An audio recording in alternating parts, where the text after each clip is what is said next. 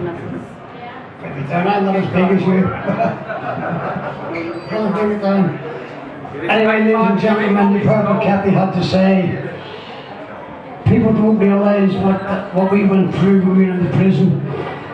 When me and Johnny first went into prison, we were the most hated people in the prison system. We were even treated worse than the fucking Moors, murderers, Brady and Hindley. We were treated worse than the paedophiles and the sex offenders. We had prison officers that were paying people money to stab us or kill us, and they didn't care. But we made our stand. We let people know. We didn't give a fuck what you thought of us.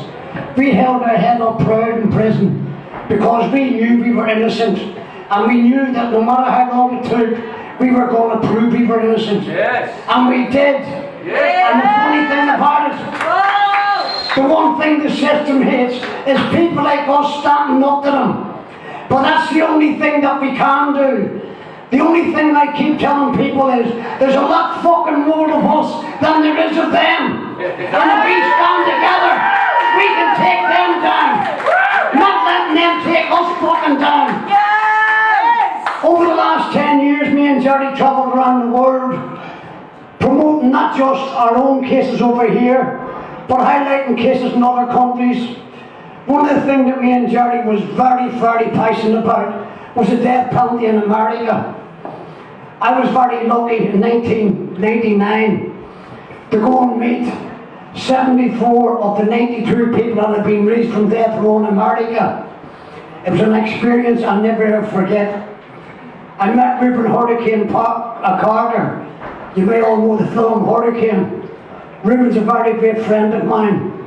He too helped to set up in America groups just like the Miscarriage of Justice organisation here, because up until the 90s there was no group in America that fought for people, innocent people in jail.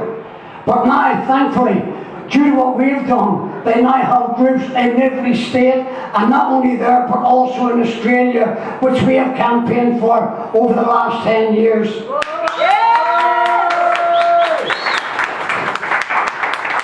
One of my biggest regrets, and I hate to say this, but I'm going to say it. One of my biggest regrets is that I didn't get out before Jerry. I was older than Jerry. Jerry always said I was the big brother he never had.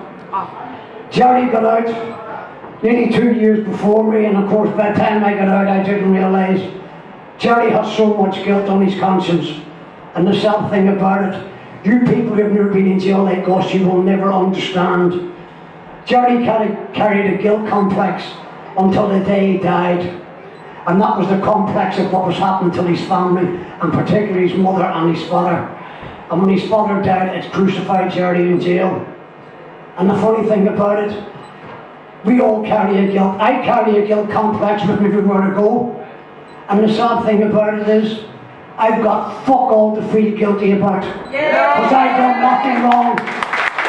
But we feel guilty because of what happened to our children and our families, our brothers, our sisters, our parents, etc. And as long as we sit back and let these people continue to do it through us, there is always going to be miscarriages of justice. And the only way we are going to stop it is by standing up from the start and screaming about it, campaigning for it, and doing the proper thing. Stand up for them, because believe me, years ago it was us. Hey, 2 years ago was the Great Gathering too. Who knows? Tomorrow it may be fucking one of you. Yeah. And if it ever happens to you, come to us from the beginning. Don't wait until you're fucking convicted. Wait until you get fucking charged. Then come to us, and then we will take care of it for you. Now let me tell you something. They talk about democracy in this country. Democracy.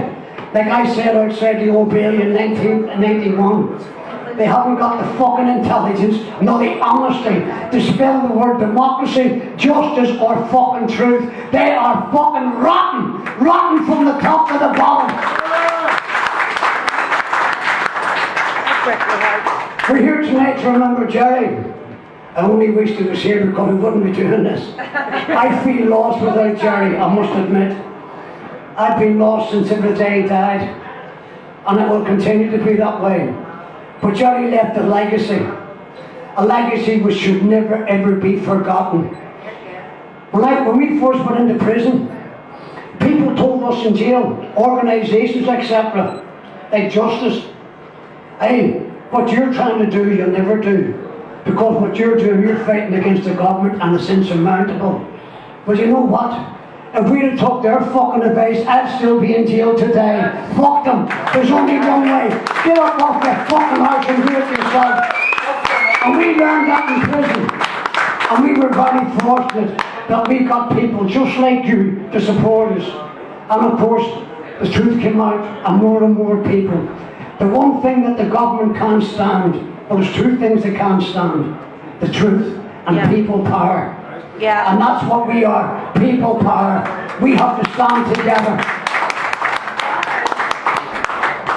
Gerry may be gone, but I'll tell you one thing, he'll never be forgotten. Everywhere he went, everywhere me and him went, people, one thing he left an indelible mark on them. They will never forget the time that they spent with Gerry Conlon, because to be with him was a fucking dream. It was an inspiration, and it was so encouraging to listen to him talking. Not only, he didn't want to talk about himself. All Gerry wanted to talk about was the people that were still in jail. What he could do to help them. And believe me, I will never let him down. I'll carry the mantle he left behind, particularly for the Craigavon too. As long as I'm alive, I'll be fighting for the Craigavon too. Gerry was the chairperson. He's not here now. But I'll tell you what, there's family here from the Craigavon too. And if you need a fucking chairperson, I stand in. I'll take a mantle up for you. And I'll be quite happy and proud to do it. So please come and see me. The last thing, I've only got two things to say. The last thing I have to say is a big thank you to each and every one of you for coming here and supporting this tonight. You're an absolute dream and you've been a wonderful audience. But remember one thing. You see, when you leave here tonight, you're going to leave with the greatest gift you've ever been given. It's the gift of freedom. Gerry said, and I hope and pray to God that none of you ever have it taken away from you the way that Gerry Conlon and I had. God bless you. Thanks a million.